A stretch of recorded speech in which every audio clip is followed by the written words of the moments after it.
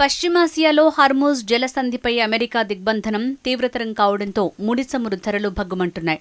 తాజాగా Brent futures 4 ఏళ్ల గరిష్ట స్థాయి $120లకు చేరాయి. 2022 జూన్ తర్వాత ఈ స్థాయిలో ధరలు పెరగడం ఇదే తొలిసారి.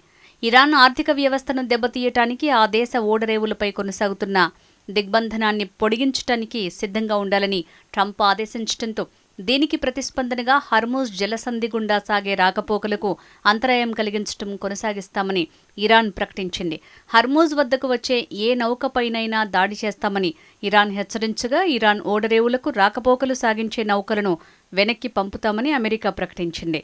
మంగళవారం $110 కంటే కొంచెం ఎక్కువగా ఉన్న బ్యారెల్ ముడి చమురు ధర సుమారు $120లకు పెరిగింది. యుద్ధం ప్రారంభమైన తర్వాత ఈ స్థాయిలో ధరలు పెరగటం ఇదే మొదటిసారి.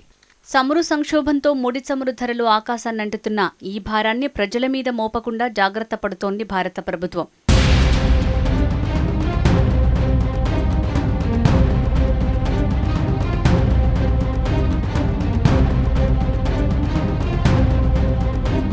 అయితే పరిస్థితులు మరికొంతకాలం ఇలాగే కొనసాగితే చమురు కంపెనీలు తీవ్ర నష్టాల్లో కూరుకుపోవటం ఖాయం.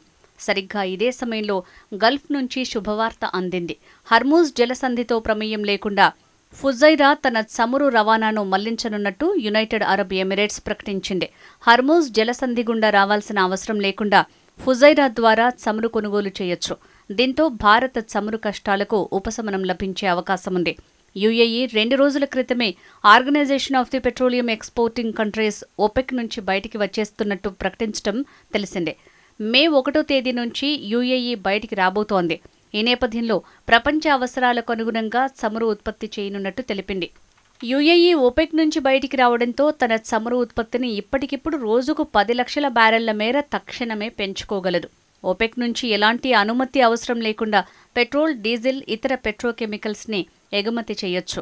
అబుదాబిలోని హబ్షాన్ చమురు క్షేత్రాల నుంచి ఒమన్ గల్ఫ్లోని ఫుజైరా ఓడరేవు వరకు 380 నుంచి 406 కిలోమీటర్ల మేర విస్తరించి ఉన్న ఈ పైప్లైన్ని ఇరుకైన హార్మూజ్ జలసంధిని తప్పించుకోవడానికే ప్రత్యేకంగా నిర్మించారు. అబుదాబి క్రూడ్ ఆయిల్ పైప్లైన్ అని పిలిచే దీనికి సుమారుగా $4 బిలియన్ వ్యయమైంది. ఈ మార్గం ద్వారా రోజుకు 1.5 మిలియన్ బ్యారెళ్ల చమురును రవాణా చేయొచ్చు.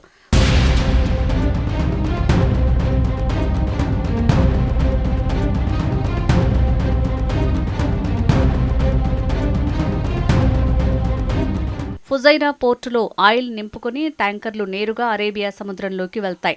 దీంతో హార్మూజ్ జలసంధి అవసరం లేకుండా పోతుంది. ఇది ఒక రకంగా భారత్కు శుభవార్త.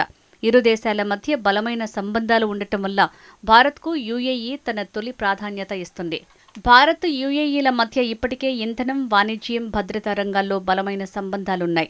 ఇరు దేశాల మధ్య ద్వైపాక్షిక వాణిజ్యం ప్రస్తుతం $200 బిలియన్ లక్ష్యం దిశగా సాగుతోంది. దీనికి ఇంధనం ప్రధాన కేంద్రంగా ఉంది. మన ముడి చమురు దిగుమతుల్లో సుమారు 9 నుంచి 10% యుఏఈ అందిస్తోంది. భారతదేశానికి ఒక ముఖ్యమైన LNG సరఫరాదారుగా కూడా యుఏఈ సేవలు అందిస్తోంది. ఫుజైరా మార్గం ఇప్పటికే భారత్కు ప్రయోజనకరంగా నిరూపితమైంది. హార్మూజ్లో అడ్డంకులు ఏర్పడినప్పుడు మన దేశ రిఫైనరీలు ఫుజైరా ద్వారా దిగుమతుల్ని పెంచాయి. ఈ పైప్లైన్ ఫుజైరా రిఫైనరీ, ఎగుమతి టెర్మినల్స్ రెండింటికీ చమురును సరఫరా చేస్తుంది.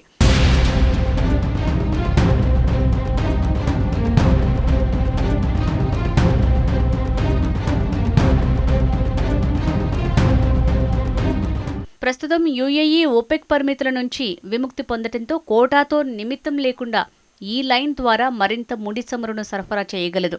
భారీ సంఖ్యలో భారత్కు చమురు వచ్చే అవకాశాలు ఉన్నాయి. యునైటెడ్ అరబ్ ఎమిరేట్స్ చమురు ఉత్పత్తి సామర్థ్యం 2027 నాటికి రోజుకు 5 మిలియన్ బ్యారెళ్లు చేరుతుంది. దీనివల్ల ప్రపంచ మార్కెట్లో సరఫరా పెరిగి ధరలు తగ్గే అవకాశం ఉంది. ప్రస్తుతం మన దేశానికి యుఏఈ రోజుకు 619,000 బ్యారెళ్ల చమురు సరఫరా చేస్తోంది.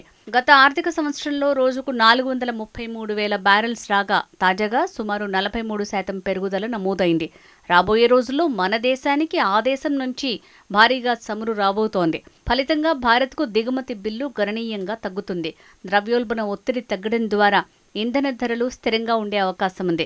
పశ్చిమాసియాలో ఉద్రిక్తతలు ఉన్నప్పటికీ హార్మూజ్ జలసంధి గుండా రావాల్సిన అవసరం లేకుండా ఫుజైరా ద్వారా భారత్ చమురు కొనుగోలు చేయొచ్చు.